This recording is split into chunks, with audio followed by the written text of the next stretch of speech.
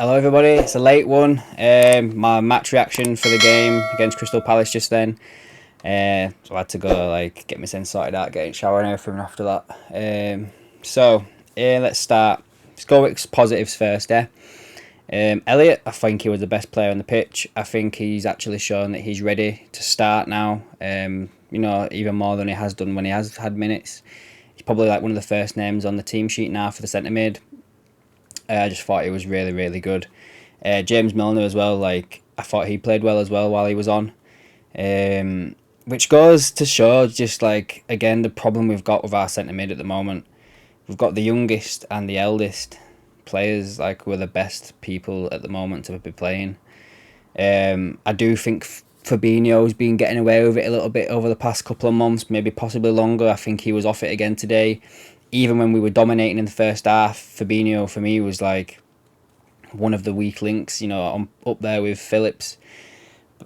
I'll get to that now, shall we, Phillips? So, if Joe Gomez can if Joe Gomez can play 30 minutes at the back end of the game, he could have played the full game. We looked a lot more solid at the back when Gomez was on, and we had the majority of the ball. It wasn't like Gomez had to do a lot of running around. Him and Van Dijk have a lot more. They've played together more. I just think that goal that Zaha got would not have happened if Gomez had been on the pitch. It's come out now after the game that Klopp said that Hendo and Gomez were not ready to play. Well, they give you 30 minutes. So there was something that was ready. Do you know what I mean? It just doesn't make sense to me, does that? Honestly, it really don't. I think Salah was a little bit quiet. Darwin, oh my days. Diaz was quiet until he scored that phenomenal goal. Really, really good. Took on 5 players, scored a goal, bottom corner. Where was that all game? His work rate's really, really good, is Diaz. But I just also think he can sometimes go a bit missing at some points of games. But he pulled it out of the bag and we got the point because of him. Now, Darwin, where do we start? I think first half we were really good.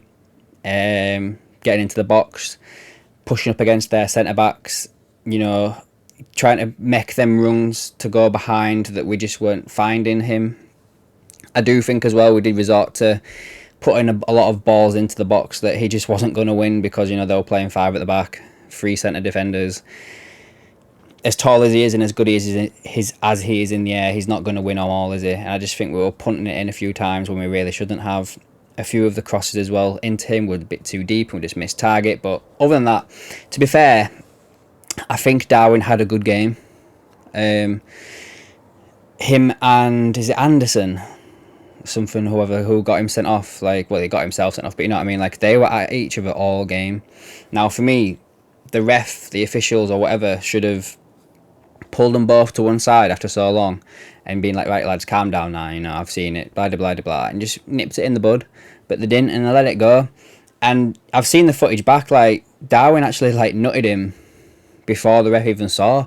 And I saw it just then, with Gary Neville and Jamie Carragher talking about it, where Darwin draws attention to himself before he absolutely, he turns around and hits him in the head, he doesn't look like he's going for a headbutt, but the way he turns around and the defender's really close to him, he does smack him in the head, and there is aggression there. So yeah, he deserves to get the red card. It was very, very petulant from him.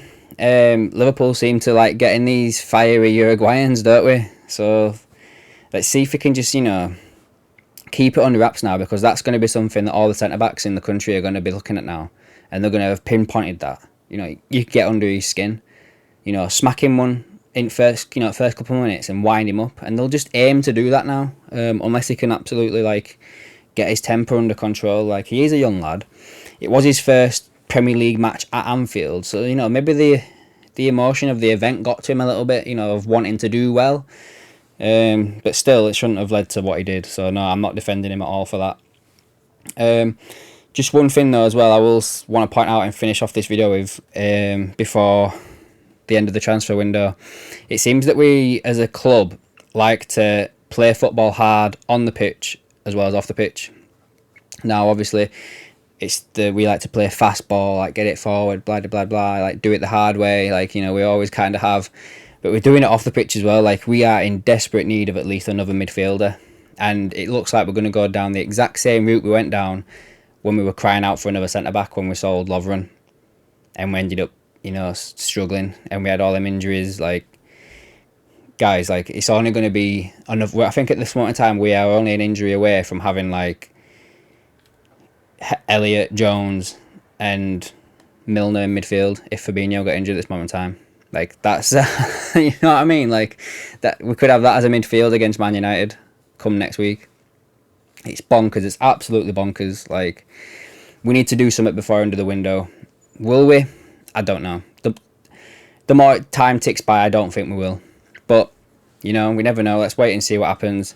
Anyway, let me know what you thought of the game down below. Give this video a like, and like I say, put a comment down below. Let me know what your thoughts were, and I'll catch you in the next one.